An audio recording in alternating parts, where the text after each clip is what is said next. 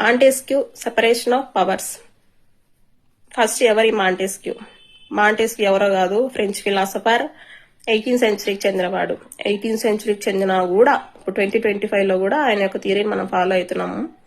ఎట్లా అంటే ఏం చెప్పినాడంటే పవర్ అనేది ఒకరి చేతిలో ఉండిపోకూడదు, ఒకరి చేతిలో ఉండిపోతే అది డిక్టేటర్షిప్ అవుతుంది, డెమోక్రసీ అవ్వదు అని చెప్పేసి, అదే ఒక రెస్టారెంట్ పోయి ఫ్రెండ్స్ ముగ్గురు ఫ్రెండ్స్ వెళ్ళి బిర్యానీ తింటా అంటే ఒకడికి ఎగ్ వేస్తాడు, వాడేం దాన్ని షేర్ చేసుకోడు. అట్లా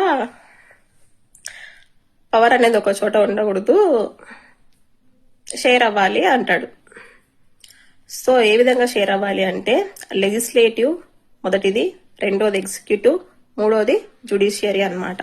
మరి లెజిస్లేటివ్ ఏం చేస్తుందంటే చట్టాలను తయారు చేస్తుంది, ఎగ్జిక్యూటివ్ ఆ చట్టాలని అమలు పరుస్తుంది, జుడిషియరీ ఆ చట్టాన్ని ఎవడైనా ఫాలో కాకపోతే అతన్ని జడ్జి చేస్తుంది అనమాట. సింపుల్.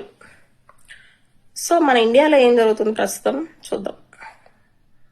లెజిస్లేటివ్లో రూల్స్ చేయండి రా బాబు, చట్టాలను తయారు చేయండి రా నాయన, నా లాస్ని తీసుకురాని అంటే మనోళ్ళు ఏం చేస్తున్నారు, రూల్స్ కంటే ఎక్కువగా వాకౌట్స్ ఎక్కువ అయిపోతున్నాయి. ఎగ్జిక్యూటివ్లో బ్యూరోక్రసీలో మొత్తం అంతా ఫైల్స్ అన్ని దుమ్ము పట్టిపోతున్నాయి. జుడిషియరీ చూస్తున్నారు ఎట్లా ఉందో.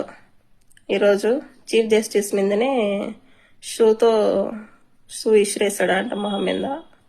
అట్లా అవుతుంది. మాంటెస్క్యూ ఏమో స్వర్గంలో నుంచి ఏం చేస్తున్నారా మీరు అని చూస్తా ఉంటాడు. అంతే. ఫాలో చేయండి ఫ్రెండ్స్.